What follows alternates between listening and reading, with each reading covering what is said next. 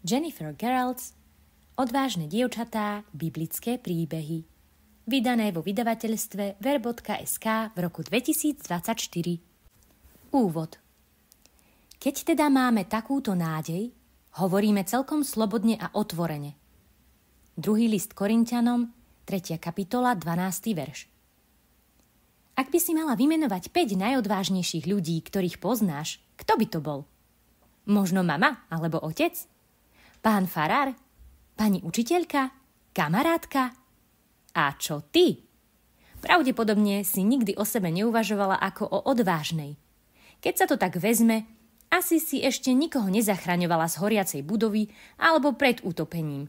Vieš, ako všetky tie hrdinské činy, ktoré si videla v televízii a ktoré každý nazýva odvážnymi. Nie, si to jednoducho len ty. Plníš si školské povinnosti, chodíš do kostola a tráviš čas svojimi koničkami a s kamarátkami. Možno si myslíš, nie je dôvod na nejaké hrdinstvo. Nuž, presne toto si spočiatku mysleli aj dievčatá z mládežníckej skupiny v našej farnosti. Hope, Honor, Glory, Faith a Gracie. Zoznámiš sa s nimi na nasledujúcich stránkach. Tiež sa im ich životy nezdali nejako obzvlášť výnimočné. Slovo hrdinstvo bolo predsa určené pre veľkých hrdinov, nie pre obyčajné dievčatá z malého mesta. No nie. Preto boli všetky ohromené, keď začali pomocou Biblie zisťovať, ako Boh použil obyčajné dievčatá a dosiahol prostredníctvom nich veľké veci pre svoje kráľovstvo. Príbeh za príbehom im Boh odhalil, ako konal neuveriteľné zázraky, kedykoľvek jeho dievčatá jednoducho nasledovali jeho vedenie. Neboli potrebné žiadne výnimočné schopnosti ani špeciálne udalosti. Stačila len jednoduchá viera obyčajných ľudí, ktorí dôverovali, že výnimočný Boh koná zázračné veci. Naše dievčatá z mládežníckej skupiny sú všetky absolútne nadšené, že ti môžu porozprávať o tom, čo im Boh ukázal o jeho odvážnych dievčatách z Biblie. Odhalia ti tiež skvelé spôsoby, akými im Boh pomáha byť odvážnymi v škole, doma, v rámci športov, pri kamarátoch, v podstate kdekoľvek. Vyzerá to tak, že Boh nestvoril odvážne dievčatá len v minulosti. Robí tak aj dodnes. A teraz volá aj teba. Si pripravená na trochu akcie? Buď odvážna a prejdi na ďalšiu stránku. Je čas sa do toho pustiť. A pamätaj, to jeho láska nám dodáva silu. Anna. Annino volanie o pomoc. 1. Samuelova kniha, 1. kapitola až 2. kapitola, 11. verš. Ježiš v dňoch svojho pozemského života mocným hlasom a so slzami prednášal modlitby a prosby tomu, ktorý ho mohol zachrániť pred smrťou a bol vypočutý pre svoju bohabojnosť.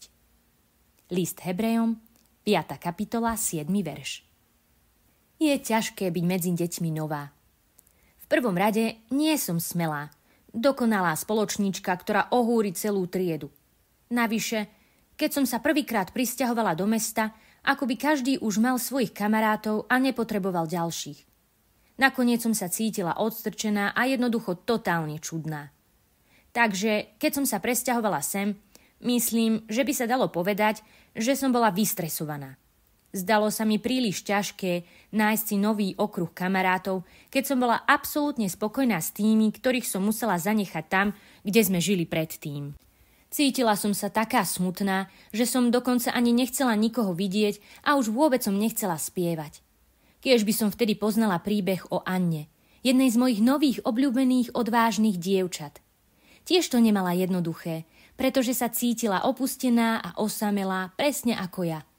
Vedela však požiadať Boha o pomoc a on odpovedal na jej obrovskú prosbu a dal jej ešte viac, než o čo ho prosila. Anna už dopredu cítila obavy z každoročnej púte. Každý rok sa Elkana so svojimi 2 ženami Peninou a Annou vybral zo svojho domu do mesta Šila, posvätného miesta, kde mohli Bohu obetovať obety. Penina s Annou nevychádzali veľmi dobre. V tých časoch ľudia verili, že ak máte deti, znamená to, že vás má Boh rád. Penina mala veľa detí, ale Anna nemala žiadne. Stavím sa, že sa Anna musela cítiť veľmi odstrčená, Dosť podobne, ako som sa cítila ja, keď sme sa tu presťahovali. Čo je ešte horšie, Penina nedala úbohej Anne pokoj pre jej neplodnosť. Za každým, keď sa vydali na púť, si Penina Annu doberala, až ju rozplakala tak veľmi, že Anna nedokázala dokonca ani jesť. Elkana sa snažil byť dobrým manželom a robil všetko preto, aby úbohú Annu utíšil. Si istá, že nechceš nič jesť? Prečo si smutná? Spýtal sa jej. Neznamenám azda pre teba viac ako 10 synov. Elkana miloval Annu, no nerozumel jej bolesti. Bola príliš veľká. Anna však vedela, kto jej rozumie. Vzala všetky tie roky bolesti a odišla do Hospodinovho chrámu, osobitného miesta na kláňanie sa a velebenie Boha, kde sa Boh stretával so svojím ľudom prostredníctvom veľkňazov. Tam si pred ním vyliala svoje srdce. Slzy jej stekali po tvári, ako sa tak potichu modlila, pohybovala perami, ale nevydala ani hláska. Prosím, Bože, daj mi syna. Modlila sa z celého srdca. Ak mi to splníš, venujem ti ho naspäť, aby ti navždy slúžil. Vyjednávala. Ďakujem, že si vypočul moju modlitbu. Najskôr si veľkňaz Eli myslel, že Anna je opitá, pretože sa správala veľmi zvláštne. Keď si však uvedomil, že sa modlí, pridal svoju vlastnú modlitbu a povedal: Nech ti Boh dá to, o čo žiadaš. Odrazu Anna pocítila pokoj. Vedela, že Boh vypočul jej modlitbu a cítila sa lepšie. Trochu sa najedla a opäť bola šťastná. Neubehol ani rok, Anna porodila syna a dala mu meno Samuel. Keď už bol dosť veľký a viedol tuhú stravu, Anna ho zaniesla k Elimu, aby Samuel mohol slúžiť Bohu v Hospodinovom chráme, presne ako sľúbila. Samuel vyrástol v láske k Bohu a viedol Izrael Božími cestami po všetky dni svojho života. Viem, že vzdať sa Samuela a dať ho Bohu muselo byť pre Annu ťažké, ale Boh ju požehnal za jej poslušnosť. Dal jej ešte mnoho detí, aby ich vychovávala a každý rok mohla navštíviť Samuela pri prinášaní obied. Cesta, ktorá v Anne predtým vzbudzovala hrôzu, bola teraz dôvodom na radosť. Gracie hovorí: Prečo len som si na tento príbeh nepomyslela, keď som chytala paniku zo spoznávania sa s novými ľuďmi? Mohla som hneď predostrieť svoje obavy Bohu a požiadať ho o pomoc, presne ako Anna. Myslím, že preto, lebo som o tom nevedela. Nemala som ani poňatia, že Boh je niekto, s kým sa môžem rozprávať o svojich problémoch. Dokonca i dnes viem, že sa pravdepodobne vyskytnú obdobia, keď na to zabudnem. Ale Boh nám dal svoje slovo a ďalších kresťanov, aby nám pomohli spomenúť si, že On počuje naše modlitby. Keď som konečne pochopila, že ma Boh miluje a počúva, keď sa modlím, cítila som totálnu úľavu. Presne ako Anna. A vieš čo? Opäť som sa začala usmievať. Aj spievať. Veľmi rýchlo som si uvedomila, že spievam kamkoľvek idem. A som si istá, že Boh počúva. Pane, ďakujem ti, že vieš, čo potrebujem a počúvaš ma, keď sa modlím. Si nesmierne dobrý. Amen. Abigail. Otrava pre myšlienky. 1. Samuelova kniha, 25. kapitola. Múdri zdedia slávu, kým hlupáci si odnesú hanbu. Príslovia, 3. kapitola, 35. verš. Mám tu ďalšie odvážne dievča, ktoré by som ti rada predstavila. Jasné, že bola krásna, ale rozhodne to nebola len ďalšia pekná tvárička. Abigail, Nábalová manželka, bola rovnako múdra ako nádherná. Takisto bola aj skromná. Bol to však jej bystrý ktorý ju zachránil spolu s jej ľudom z poriadnej šlamastiky. Rovnako pekné veci však nemôžem povedať o jej manželovi Nábalovi. Bol veľmi bohatý, ale mal otrasný postoj. Myslel si, že je viac než ostatní a k ľuďom sa správal zle. Každopádne, myslela som, že by si mala vypočuť príbeh o Abigail, pretože prejavila veľkú odvahu z očí voči skutočnému nebezpečenstvu, ktoré spôsobili zlé rozhodnutia jej manžela. Namiesto toho, aby sa na neho rozúrila, iba chybu napravila a nechala Boha, nech sa postará o jej manžela. Je žiarivým príkladom toho, aké krásne je mať trocha pokory a bystrého umu. V Karmeli práve nastalo obdobie strihania oviec a Nábal mal plné ruky práce pri strihaní svojich 3000 oviec a 1000 kôz. Takéto množstvo vlny by stačilo na tony kvalitných svetrov. Mal viac než dosť vlny, aby sa o ňu mohol podeliť. Neurobil to však, pretože bol krutý a zlý. Medzi tým v blízkej púšti žil s niekoľkými svojimi mužmi Dávid. Vieš, ten slávny, ktorý porazil Goliáša. Ešte nebol kráľom, ale mal mnoho nasledovníkov. Dávid poznal Nábala, pretože keď sa jeho pastieri pohybovali medzi Dávidovými mužmi, Dávid sa postaral, aby nikto neublížil Nábalomu stádu. Teraz však Dávid potreboval niečo za odplatu. Preto poslal 10 zo svojich mužov k Nábalovi, aby ho požiadali o nejaké zásoby. Rozumná ponuka, však? Nábal však nebol rozumný muž. Namiesto toho urazil poslov a poslal ich späť s prázdnymi rukami. Nuž, a keď poslovia povedali Dávidovi, čo im povedal Nábal, schytil Dávid spolu so svojimi 400 mužmi meče a zdalo sa, že sa schyľuje k novej vojne. Jednoducho zabijeme Nábala a s ním aj všetkých ostatných. Rozhodol sa Dávid so svojimi mužmi. Tu do príbehu vstupuje Abigail. Jeden z Nábalových sluhov sa rozbehol jej povedať, akú hlúposť jej manžel urobil. Rýchlo pobalila všakovaké druhy chutných dobrôtok, naložila niekoľko oslov so všetkými potravinami a vydala sa priamo za Dávidom. Keď k nemu prišla, poklonila sa mu. Prosím, neber môjho hlúpeho manžela vážne, vysvetľovala. My všetci vieme, aký mocný človek si a sme takí vďační za všetko, čo si pre nás urobil, pokračovala. Nechceš si azda pokaziť svoje dobré meno, keď nás všetkých vyhubíš, však? Potom Abigail ponúkla Dávidovi všetky tie dobroty, ktoré priniesla. Jej kajanie sa, pochvaly a dary si získali Dávidovo srdce. Si múdra a požehnaná žena, povedal. Ak by si sa so mnou nestretla, všetci Nábalovi muži by zajtra už boli mŕtvi. Nestrachuj sa. Tvoj ľud je teraz v bezpečí. Boh však Nábala potrestal. Nasledujúce ráno sa Nábal vrátil domov z bujarej noci na kráľovskom večierku a Abigail mu povedala, ako blízko bol od svojej smrti. V Biblii je uvedené, že z tejto správy sa mu srdce premenilo na kameň a o 10 dní neskôr Boh spôsobil Nábalovú smrť. A čo bolo s Abigail? Dávid sa vrátil a požiadal ju o ruku. A keďže to bola múdra žena, so sobášom súhlasila. Glory hovorí: Nábal bol celkom slušný ťuťmák však.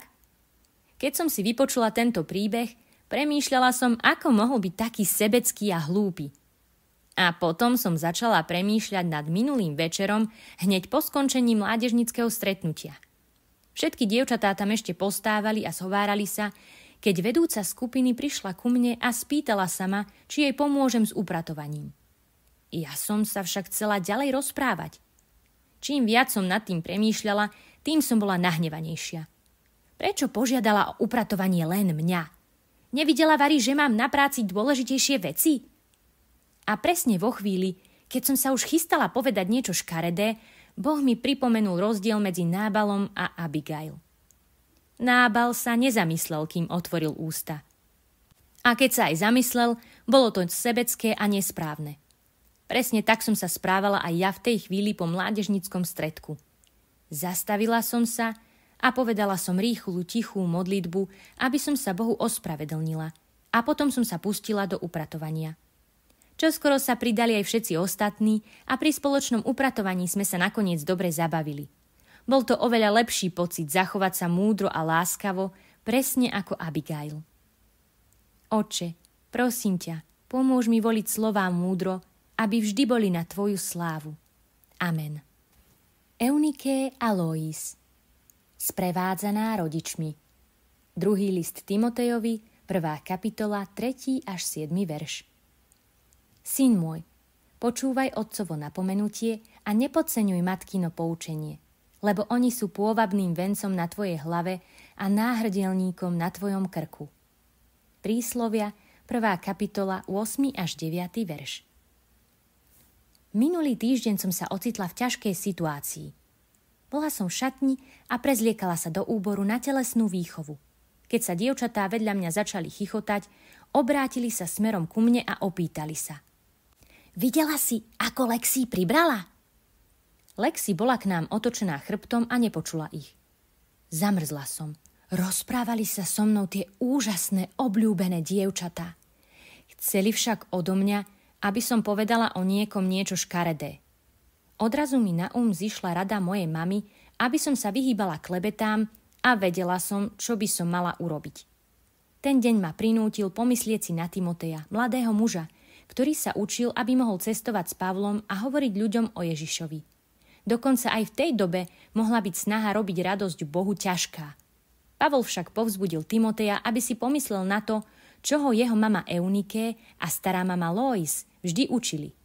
Keďže ho tieto dve ženy učili o pravde, Timotej vedel vytrvať a urobiť správne rozhodnutia.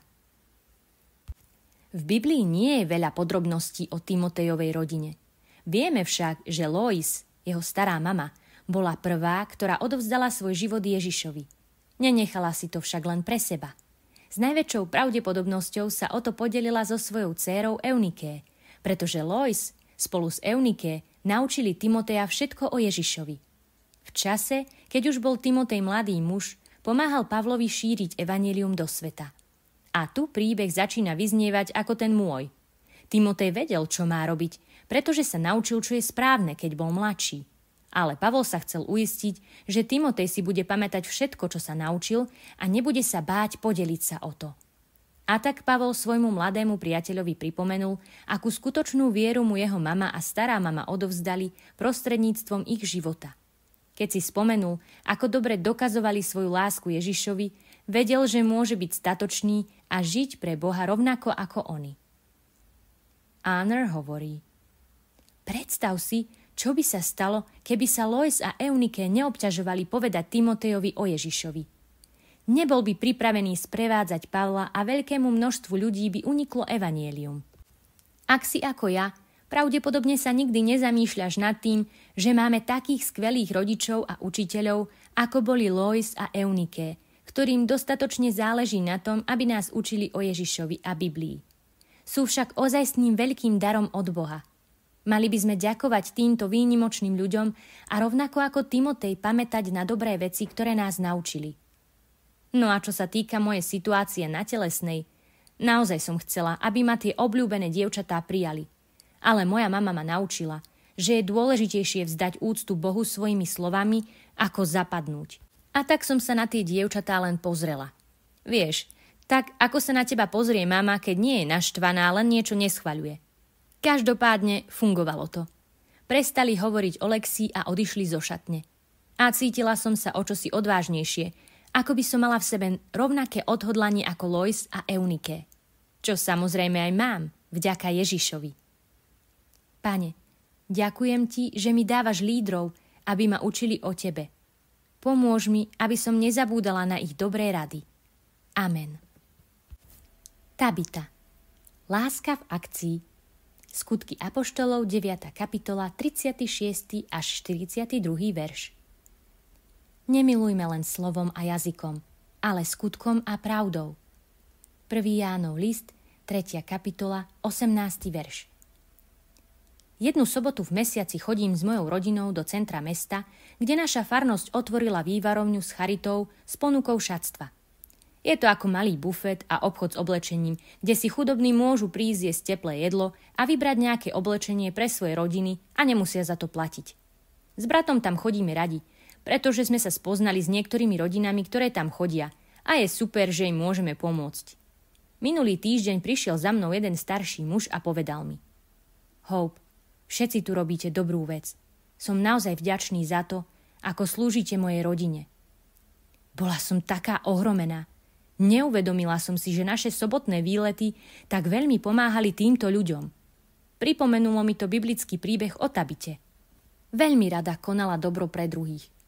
Dotklo sa to toľkých ľudí, že keď umrela, prosili, aby tam prišiel Peter a pomohol im. A on to aj urobil. Vo veľkom štýle. Jej úžasný príbeh mi pomohol spomenúť si, aké dôležité je nielen hovoriť, že Boha milujem, ale to aj dokazovať svojimi skutkami. Tabita, tiež známa pod menom Srnka, bola nasledovníčkou Ježiša, ktorá veľmi rada pomáhala chudobným. Šila pre nich kabáty a košele. Jedného dňa Tabita tak ochorela, až zomrela. Prečo by nám Boh bral našu drahú priateľku? Iste sa zamýšľali všetky vdovy a chudobní. Potom si spomenuli, že nedaleko v meste sa zdržiava Peter. A tak po neho veriaci poslali 2 mužov. Peter hneď prišiel a vybral sa hore schodmi, kde skrúšene plakali všetky vdovy. Boli také užialené. Peter, videl si tieto šaty, ktoré Tabita vyrobila? Pýtali sa ho a ukazovali im jej výtvory. Mysleli si, že im po nej zostali už len spomienky a práca, ktorú po sebe zanechala. Potom Peter všetkým povedal, aby odišli. Kľakol si vedľa Tabity a modlil sa. Následne sa pozrel na jej telo a povedal: Tabita, vstaň. A ona vstala. Čože? Presne ako Lazár, aj Tabita ožila. Jasné, že sa to rýchlo rozšírilo po celom meste, pretože každý vedel, kto je Tabita. Teraz každý vedel aj to, akému Bohu slúžila. Hope hovorí: keď Tabita zomrela, každému chýbala, pretože veľa pomáhala.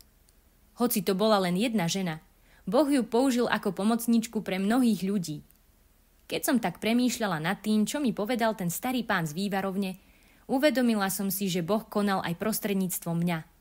Nezáleží na tom, že mám dyslexiu alebo že som ešte len dieťa. Boh vedel použiť moje malé ja, aby zmenil životy iných ľudí. Príbeh o Tabite svedčí o tom, že je to pravda. A tiež poukazuje na to, že skutočná láska k Bohu sa dokazuje činmi. Je to jednoducho takto. Celý deň môžem tvrdiť, že som futbalistka, ak však ani raz nenahrám loptu alebo nestrelím gól, len o tom kecám. Nie je to skutočná pravda. Nechcem len hovoriť, že milujem Boha. Chcem ukázať, ako veľmi ho milujem, keď robím veci, ktoré sú pre neho podstatné, ako napríklad pomoc chudobným. Som taká šťastná, že Boh môže konať prostredníctvom mňa, ako to spravil v prípade Tabity. Nie len jednu sobotu v mesiaci, ale tak trochu každý deň, aby dodal nádej každému okolo mňa. Pane, prosím ťa, použij ma, aby som pomáhala ostatným a prines svoju nádej do ich životov. Amen. Práve ste si vypočuli ukážku z knihy Odvážne dievčatá, biblické príbehy. Ak vás táto kniha zaujala, môžete si ju zakúpiť v našom internetovom obchode ver.sk. Prajeme vám pekný deň.